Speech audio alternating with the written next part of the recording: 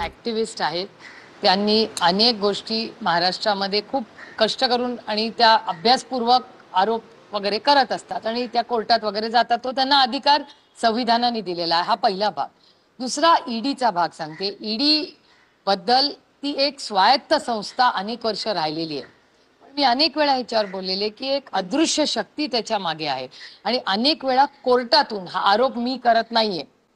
Please I repeat myself की ईडीवर कोर्टाने ताशेरे ओढलेत. मी नाही म्हणते, हे वर्तमानपत्रात आलेली बातमी आहे की ईडीवर कोर्टाने ताशेरे ओढलेत की काही लोकांवर तुम्ही आरोप केले पण त्याच्यात काहीही तथ्य नाही किंवा ईडीनेही सांगितलंय की हो आम्ही ह्यांची इन्क्वायरी लावली आणि त्याच्यात काहीच तथ्य सापडलं नाही आणि त्याच्यावर कोर्टाने ताशेरे ओढलेले. त्याच्यामुळे मला असं वाटतं संस्था चांगली आहे पण त्याच्या मागची जी अदृश्य शक्ती आहे कदाचित त्या अदृश्य शक्तीमुळे ह्या गोष्टी होत असतील अशी शक्यता नाकारता येत नाही आणि हेच वर्तमानपत्र आणि चॅनल्सवरच्या आलेल्या माहितींवरनं मी तुम्हाला सांगते. प्रफुल्ल पटेल म्हणतात निवडणुकीत पैसे द्यावे लागतात, लोक त्यालाच मतदान करतात. आम्ही अनेक बाहुबली निवडणूक. त्यांचं राजकारण काय मला माहिती नाही.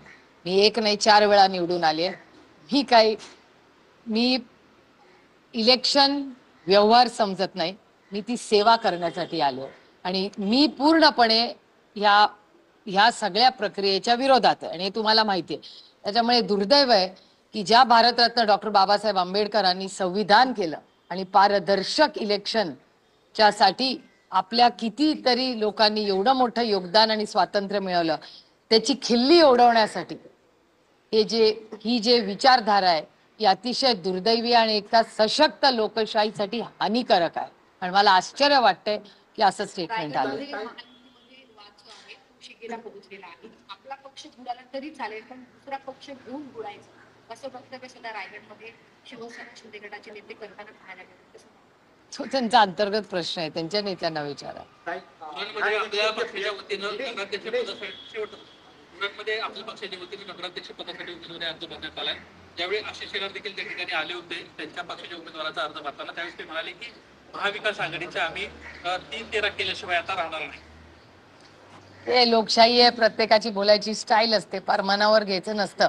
आम्ही इथे कुणाचं काही करायला आलेलो नाही. आम्ही तुमच्या सगळ्यांची आणि राज्याची सेवा करण्यासाठी आलेलो आहोत.